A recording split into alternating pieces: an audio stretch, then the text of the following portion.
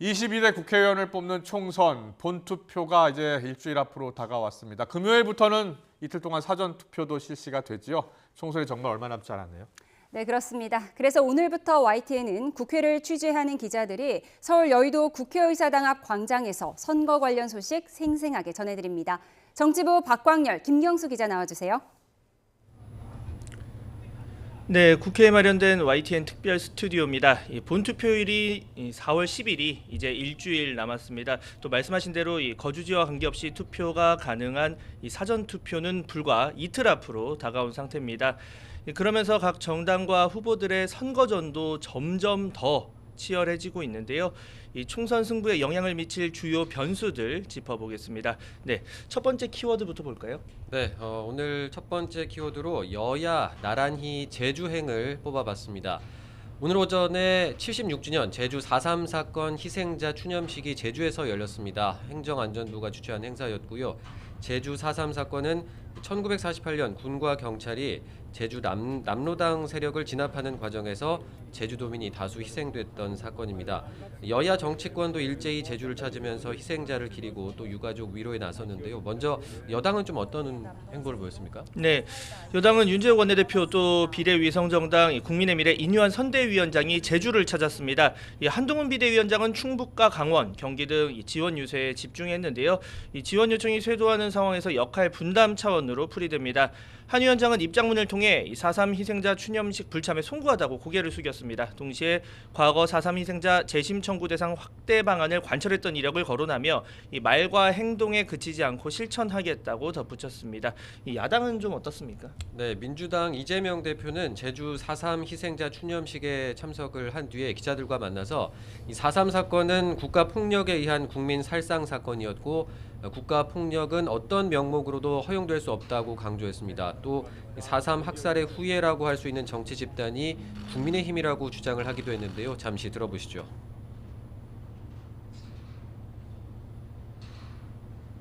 4.3 학살의 후예라고 할 수 있는 정치 집단이 바로 국민의힘입니다. 그런데 국민의힘은 여전히 4.3을 폄훼하고 있습니다.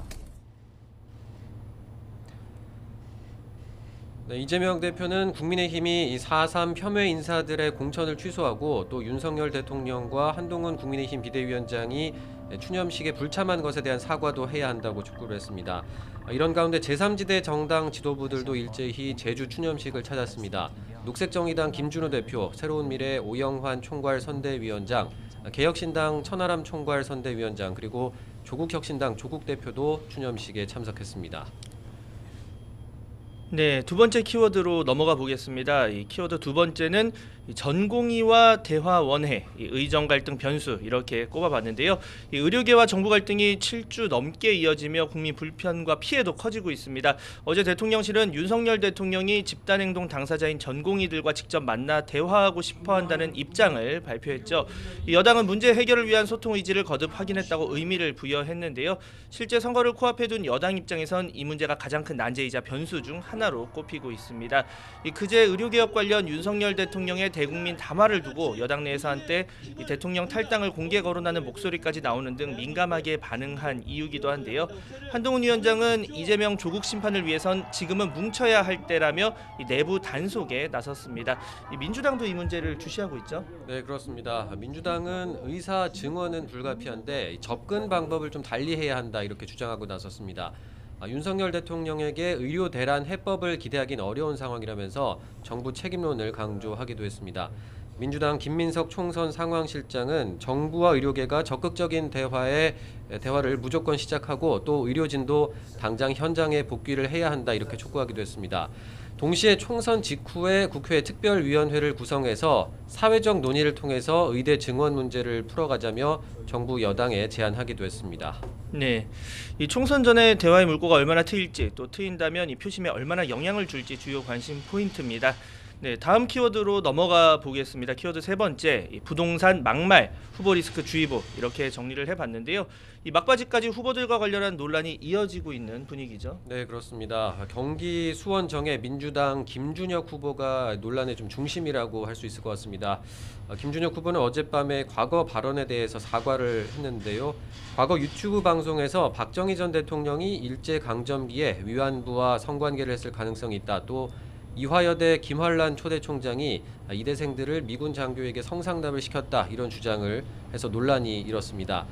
김 후보는 어제 사과문에서 정제되지 못한 표현으로 상처를 드렸다며 부끄럽고 죄송하다, 또 진심으로 반성한다 이렇게 밝혔습니다.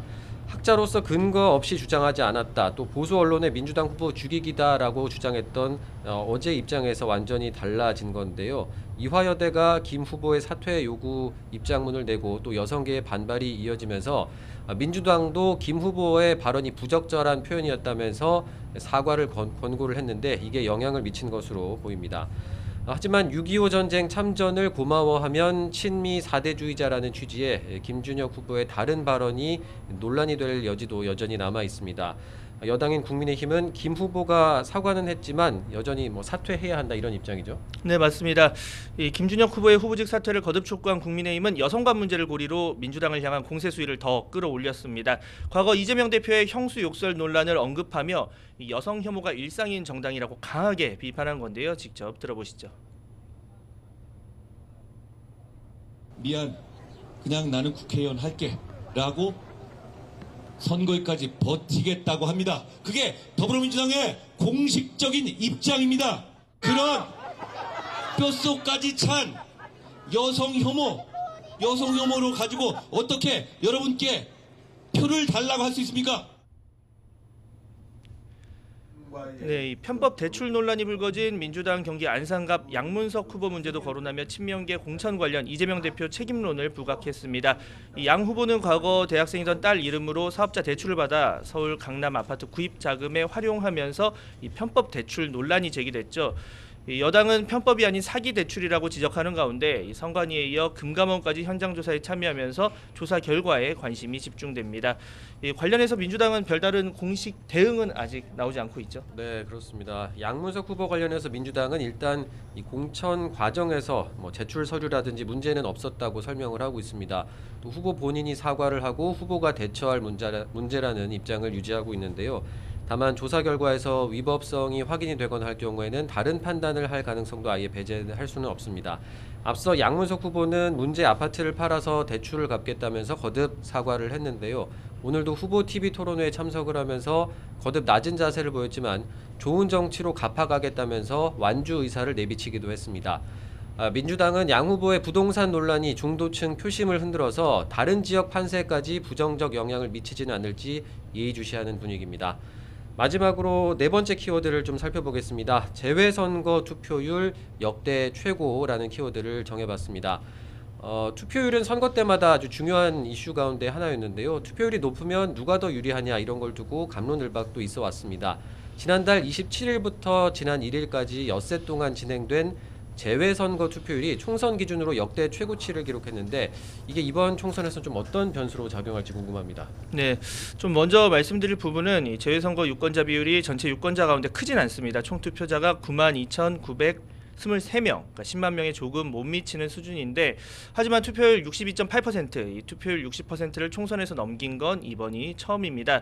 이 지난 대선 때 재외선거 개표 결과를 보면 윤석열 당시 후보가 36.2%, 이재명 후보가 59.77%였습니다. 이 초박빙이었던 전체 개표 결과는 차이가 다소 있었는데요. 이번엔 어떤 결과로 이어질지 아직은 섣불리 예단할 수 없는 상황입니다. 이 국민의힘은 22대 총선 재외선거 투표율이 역대 최고치를 경신한 건 최악으로 평가받는 21대 국회 심판과 정치 개혁에 대한 열망이라고 평가했는데요. 이 야당 분위기는 어떻습니까? 네, 민주당 같은 경우에는 이 재외선거 투표율이 높게 나타난 게 총선에 대한 관심 그리고 정부 심판에 대한 절박함과 간절함이 나타난 거다 이렇게 해석을 하고 있습니다. 또 이 역대급 재외선거 투표율을 사전 투표로 이어가야 한다면서 지지층을 향해 투표를 독려하고 있습니다. 김민석 총선 상황실장은 총 투표율 71% 이상, 또 사전 투표율 31% 이상을 목표로 노력하겠다면서 구체적인 수치까지 제시를 했습니다. 이재명 대표도 어제 SNS로 정권 심판 열망이 드러난 거라면서 지지층의 사전투표 참여를 독려했는데요. 이재명 대표 같은 경우에는 사전투표를 대전에서 하는 방안을 검토하는 것으로 전해지고 있습니다. 이 대표 측 관계자는 대전과 충청이 민심의 잣대인 만큼 중원을 공략해서 승리를 완성하겠다는 취지라고 설명을 했습니다. 국민의힘은 좀 어떤 계획입니까? 네, 한동훈 위원장도 관련 발언을 했는데요. 누군 3일 투표하고 누군 하루 투표하면 선거에서 진다며 이 지지층 사전 투표를 강하게 독려했습니다.